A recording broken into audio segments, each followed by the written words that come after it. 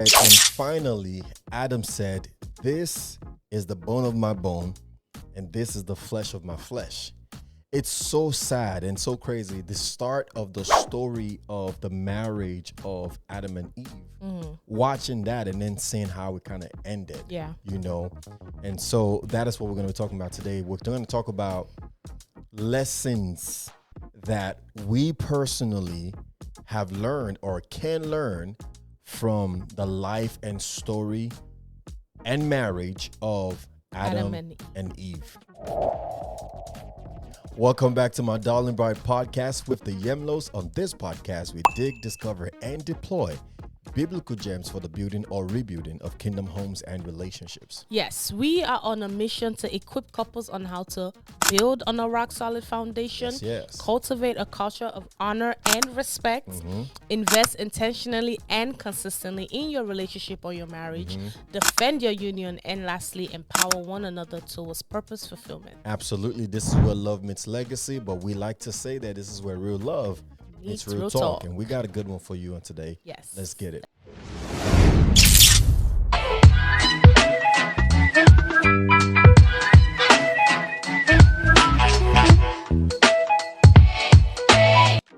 All right, so like we said, today as we're wrapping up the series on Adam and Eve and their marriage, and we've talked a lot about so many things. We've talked a lot about marriage being oneness. We've talked about the God's fall, design for God's marriage. original design for marriage, temptation, listening to the wrong Wrong voices, the distance between them. I'm all telling you, kinds of stuff. there's a lot to listen to and to rewatch and to learn from the story of Adam and Eve. But we wanted to close this series kind of just pointing out what we've learned from an Adam's perspective and from an Eve's perspective.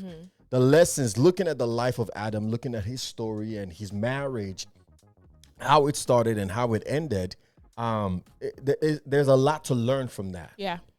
As a man looking at Adam, I think for me, there's a lot to learn. I'm sure for you, even as a woman, from looking at Eve, there's also a lot to learn. So we've kind of written maybe 5 lessons for me from Adam's perspective. And 5 for me from Eve's perspective. Exactly. And we're just going to back and forth. And so the first lesson for me, I would say, is about leadership.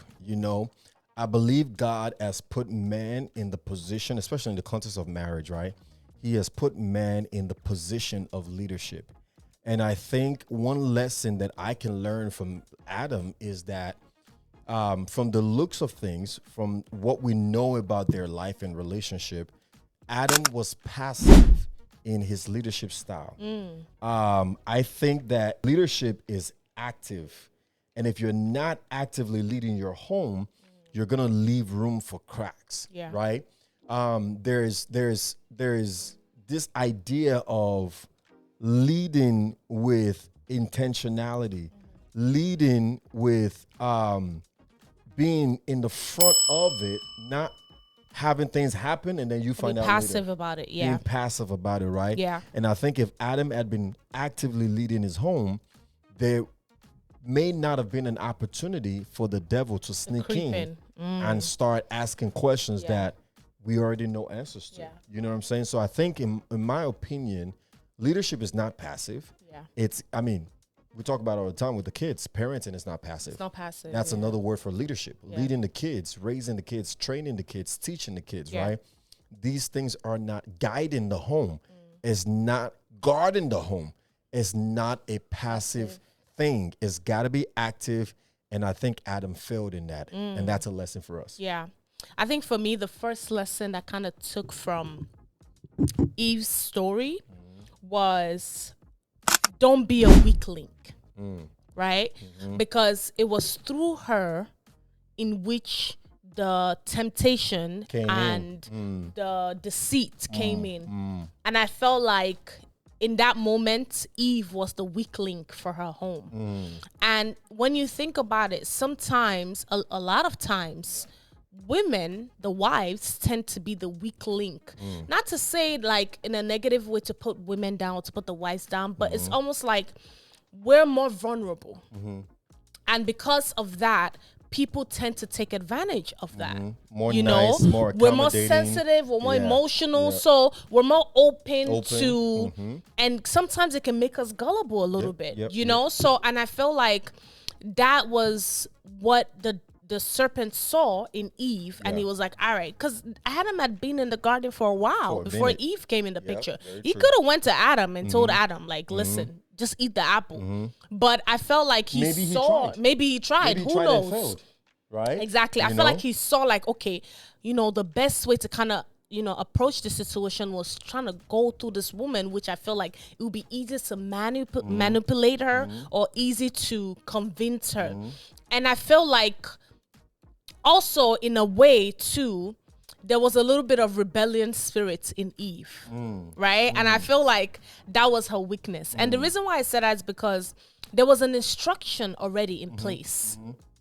And when Eve went to Adam, Adam knew what the instruction, he was sure about the instruction. The only reason why he took the fall was because his wife brought it to him. I felt like the reason why I think there was a little bit of rebellious spirit is because if Eve wasn't curious about that tree, she would have shut it down from the beginning. True. And I feel like her weakness was that rebellion. And sometimes you have to kill that spirit of rebellion in you. You can say everybody has it a little bit. You know, rebellious spirit makes you do something you know you're not supposed to do.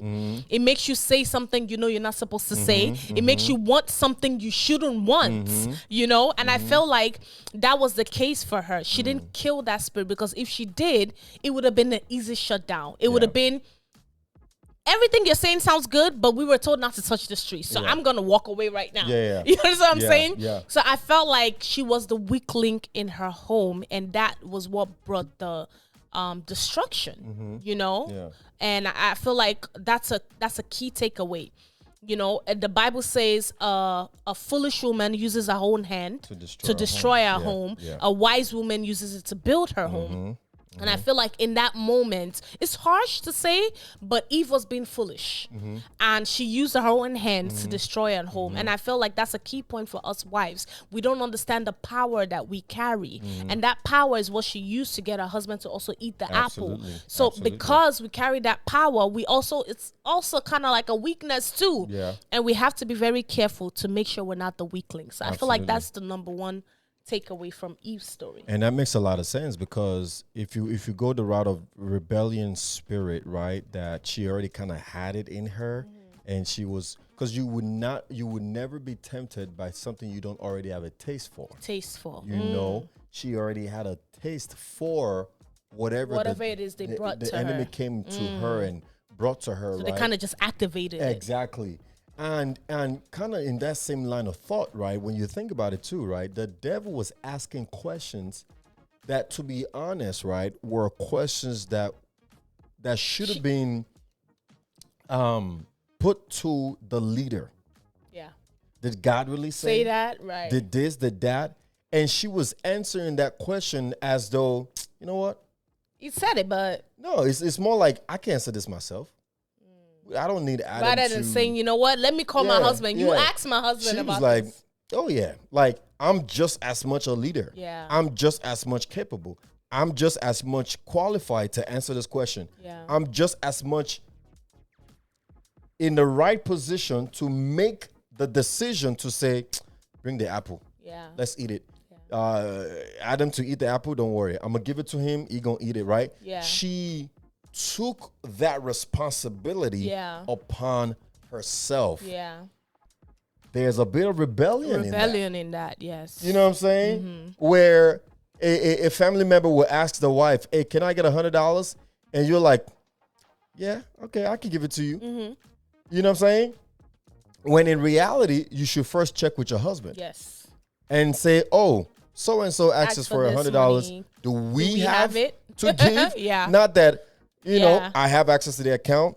It's my money too, right? We have that. I can make that decision by myself. You know what I'm saying? And then you get home and you just inform your husband. Oh, by the way, I gave somebody $100. Not like, is it okay if we give them? Not like we had a discussion about it. It was just, this is what I did. Together. You know, so first lesson for me was leadership. The second lesson for me would be around expectation. I believe that when you look at the reports, when you look at the conversation between Adam and Eve and God, you realize that a lot of the question was being thrown to Adam. Yes. And that in and of itself sets the expectation, the understanding rather, that expectation is placed primarily on the husband, and secondarily on the wife. In other words, God holds you accountable for your home. The man. I know our culture says the woman, a happy home is a happy wife or something like that, or happy wife, happy life, or I don't know exactly how it's said, but it's essentially said that the woman sets the tone or the temperature of the home. That may be true culturally speaking. Biblically speaking, when it comes to accountability, God expects you as the man, to uphold your home, to be accountable for your home, to, again, lead your home. So there's the aspect of active leadership, not passive leadership, but also the understanding that whether we succeed or fail in this home is highly dependent on me as a man, as a leader, as the captain of this boat that God has put in place of this thing. So how we drive this thing is heavily dependent on me. And that is a responsibility that I don't think Adam fully grasped, because if he did, he wouldn't pass blame. He wouldn't say, "Oh, it's the woman you gave accountability, me." No. He would be like, "You know what? I take responsibility for that. I messed up. This woman reports to me. She answers to me, and her actions are my action. And I take full responsibility for that mess up. It was my fault, right?" He didn't do that. He passed responsibility, which we also established. When you do that, you're also passing authority to the person you blame. You know what I mean? So I feel like for me, it's understanding that expectation and then guarding that understanding with diligence to say, man, God holds me responsible for my home. God holds me responsible to be the priest of my home. To define the spiritual temperature, the financial status of our home. Everything really stems from how the man leads the home. I'll give you an example. Growing up, I was I grew up in a strict home, and that meant by extension, I also became a strict person. Now, when I became a parent, that strictness was spilling into my parenting, right? And I realized that when the kids was much younger, I would go to work, come back home, and it was, oh, we got to be on our best behavior. Why? Because daddy's home. And I didn't like that. I didn't like that feeling. I didn't like making them feel like that. It made me sit down to think about what kind of temperature am I setting in the home. I need for me to come home and they run to daddy and say, yay, daddy's home. My presence should mean safety, not scared. You know what I mean? It should mean joy, not fear. And so I had to do some reconstructing on that understanding because I knew that the expectation to lead, to guide, to set the temperature, the tone of the home was mainly dependent on me. You. Yes. If you look at the story of Adam and Eve and you read your Bible very well, you will catch that. You know? And it's interesting how that's your number 2 point because it kind of ties to my second point too. It's almost like for women to have that understanding too, right? Because the point really is don't make decisions on your own, right? Because what happened was the second lesson for you. Was don't make solo decisions. Gotcha. Okay. Right, because she made a decision by herself and then took it to her husband when it should have been the other way around. Right. Don't make solo decisions, because it's not just you it affects. Clearly, it affects your home, it affects your family, and yeah, you could say that goes for the man too, but understand the difference, right? It goes back to the point of what you just said, right? The man sets the tone, the man leads, the man is the head. Sometimes we put ourselves in a position where we're fighting this tug of power with the man and with the husband, where it's like, you lead, I also want to lead. You're the head, I also want to head. But that's not what the Bible says. Teaches, the standard in which kingdom homes follow, the Bible, it says your husband is the head of the home. I mean, we can hammer this so many times. Your husband is the head of the home. So what is the body doing that the head should not know? Do you understand what I'm saying? What can the body do without the head being involved? Nothing. It starts from the head. So therefore, you shouldn't be making decisions that does not include your head. A discussion must be had. An agreement must be in place. And I feel like she messed up there too. That we talked about it when we're still dealing with the series, and we talked about different instances that led to the fall, and so many choices that were made before they even got to the fall. She had so many opportunities to actually rectify things. Okay, if she entertained the conversation, now are you gonna eat the apple? Okay, stop right there. Before I eat the apple, I want to do it, but I can't do it until I have a conversation with my husband. If she had stopped right there, maybe they could have rectified it. Even if she ate it. Even if she entertained it. You know what I'm saying? Like, you entertain, you eat. Even before she even ate is what I'm even saying. Like, no, going back to your point of saying that there's so many opportunities to right, there's so many chances. Even if she ate it, she could have still exactly. Don't go put your husband in trouble too. But there was just so many chances she had to actually kind of still fix the situation. So even if she was entertained, even if she had it in her, she was curious. Before she took that apple and took a bite, it would have been like, I'll get back to you in a second. Adam, they're saying it's good. Should we take this bite? You understand what I'm saying? Then Adam won't be able to say it was you. Because she came to you. And you guys still went ahead and ate the apple. Then it's not her fault anymore. You understand what I'm saying? So don't make those decisions by yourself, because it doesn't just affect you, it affects your family. Your head, the body cannot make a decision, cannot do anything without the head. That's my point. No, it's a wonderful point. I mean, think about it. You hit your leg on the by the bed. By the thing, by the corner. The corner of the bed. That sharp part. You know what's crazy? The pain goes straight to your head. It's the head that actually communicates that that's painful. Yeah, exactly. So it's the leg, but it's the head that's feeling it, and you get a headache from that. I love so straight. Yeah. And I'm also going to balance that to say, too, even for the men, right? This is something that I balance myself with. I understand the Bible. I understand the concept of kingdom home. I understand the position that I occupy in my home as the leader. I understand the power that comes with that, right? But I'm also conscious, very, very conscious of that. Like, the woman should not make solo decisions, but also the man should not make solo decisions. We should also, in kind, go to our wives too and say, look, have the discussion. This is a decision that needs to be made.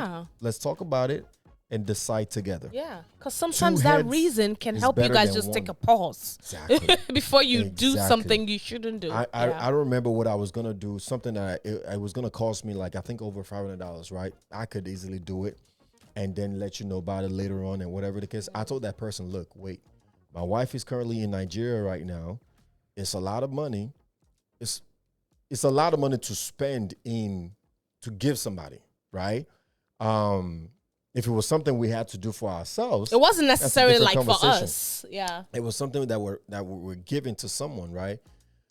And so I told the person, look, I understand the urgency of the matter, but I'm in America. My wife is in Nigeria. It's completely different time zone. She's sleeping right now. You got to wait till she wakes up so we can have this discussion. Right? Now, could I have done it without talking to you and then explain to you later that this is what happened? Sure, I could. Ain't nothing wrong with that, and nothing would have happened, right? But because of the kind of person that I am, because of my own consciousness of let's do it, not I did, we versus I'm like, okay, it's got to wait. Yeah. Conversation needs to be had, right? Yeah. And so balancing that. My third lesson is that it could be a sign of weakness when you shift responsibility.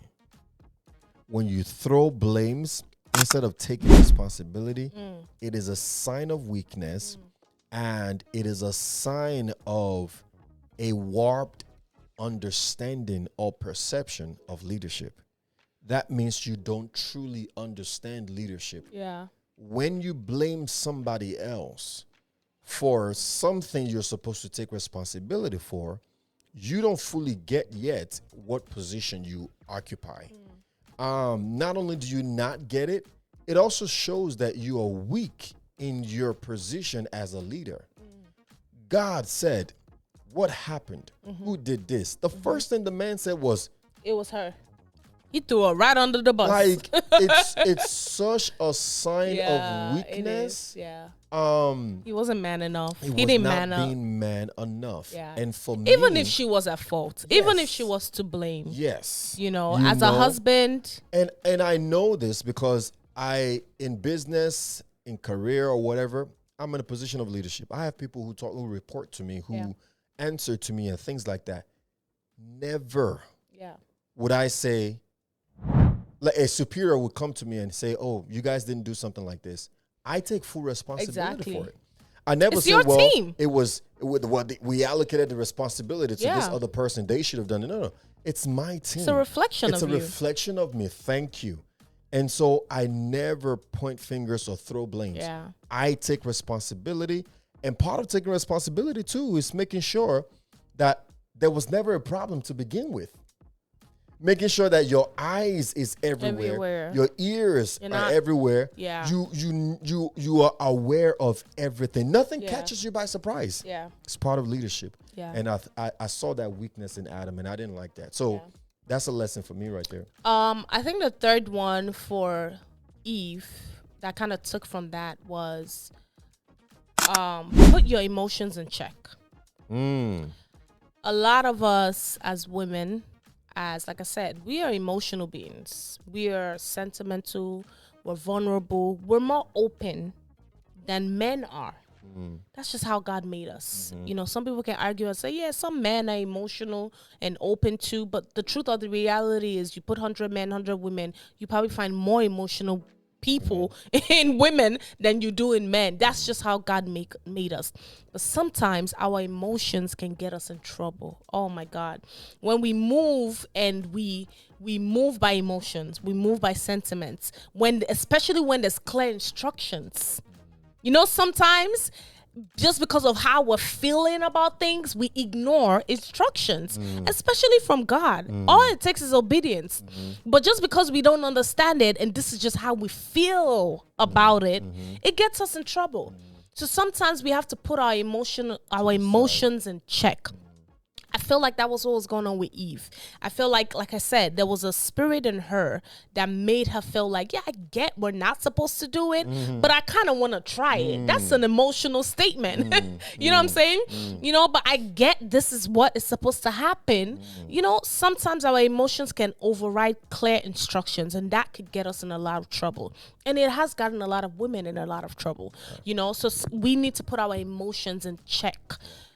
There's times where emotions should play a role. Yeah. We get it. Sometimes men can be too logical, whereas like you're not looking at it from the right angle, and that's where women comes in and gives the perspective, as to why the sentiments is there. There's power in it too. Don't get me wrong, but we have to put it in check. Putting it in check means when to let your emotions override anything. Right. You know when to let your emotions come out and and dictate what you should do.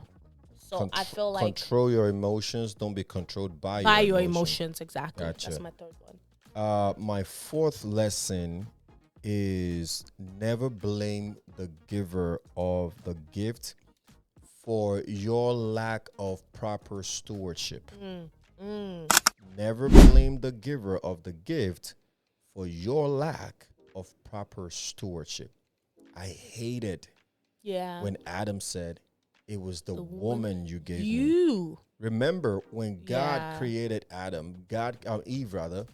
Eve came as a helper. As a helper. Good thing. Yeah. It's a gift. Yeah. It's a gift, a huge gift. Trust me. We're in ministry. We know what a gift it is to have a helper, somebody to help you, resources, the gift of man. So when something happened and God was looking for somebody to take responsibility, and Adam said, it was the gift you gave me. Ooh. I threw it right back in God's face. And I feel like you never do that. Yeah. So every day I wake up and I'm grateful. I'm grateful to God for everything he's given me. Everything. I can't begin to count my blessings, right? Yeah. But and it's not always been rosy. It demands a different kind of person. Yeah. It sometimes put pressure on you.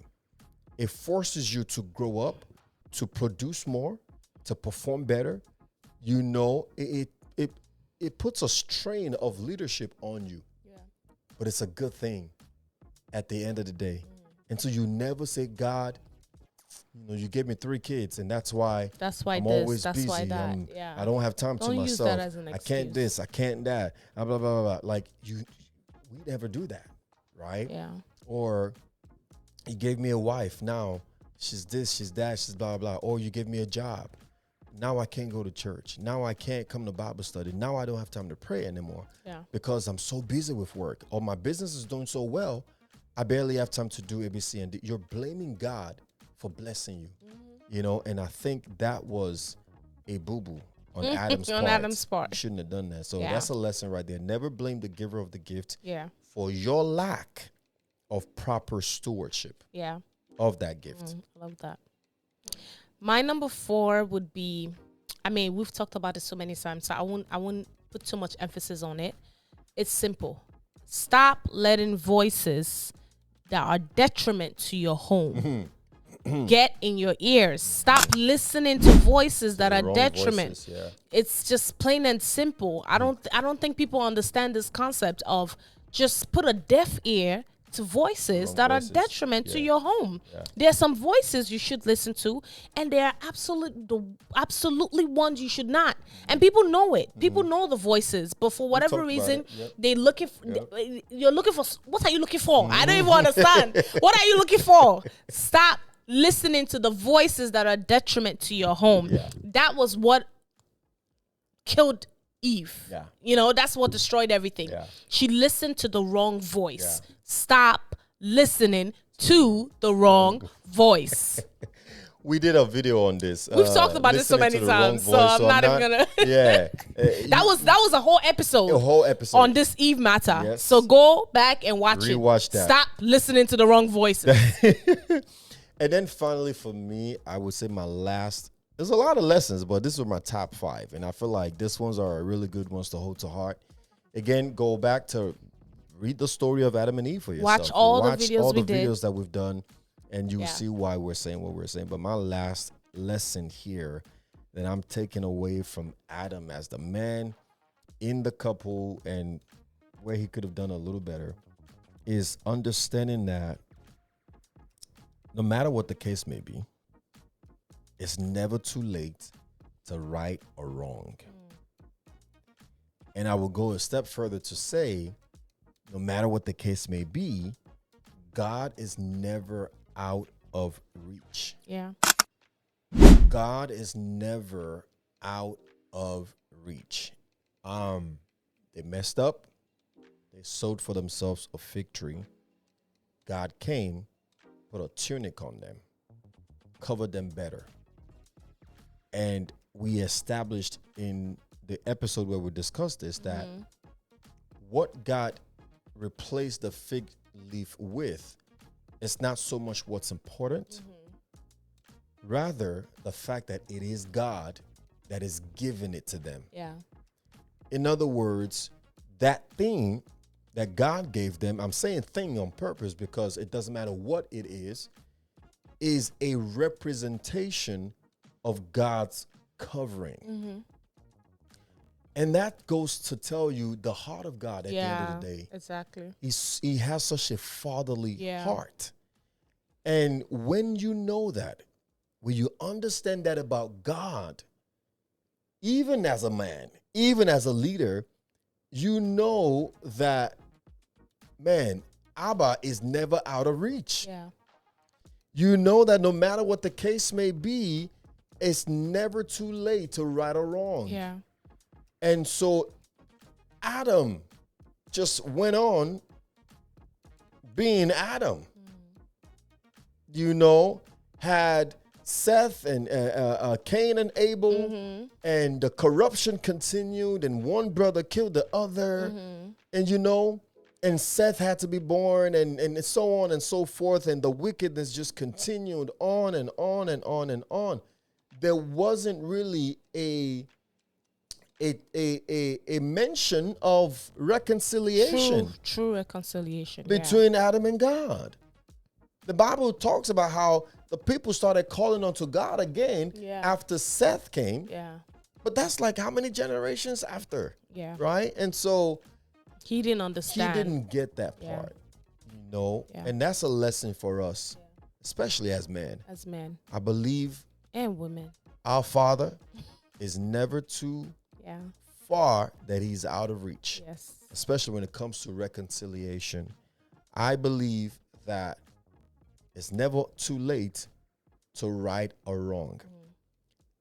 Even if you do your part in the whole thing. Now, you can't expect everything from somebody else, but I would do my part to do right by you, to be right with you, to reconcile with you, you know, and to reach out.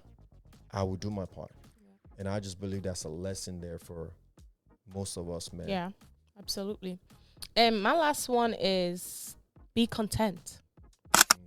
Be content with what you have. They had the whole garden. Everything they needed was in the garden. They had everything. They just had one job. Do not touch this one tree. Out of all the trees that was in the garden, all the fruits that were in the garden, don't touch this one. I'm sure they had other apples. I'm sure they had apples from different trees. Somebody mentioned. I'm just saying they had a whole lot of other stuff. You know what I'm saying? Just don't touch this one apple. Just plain fruits, whatever. We always talking. Everybody's always saying the apple from the tree, but the fruit, the fruit. There were so many other fruits. Just don't touch this one fruit.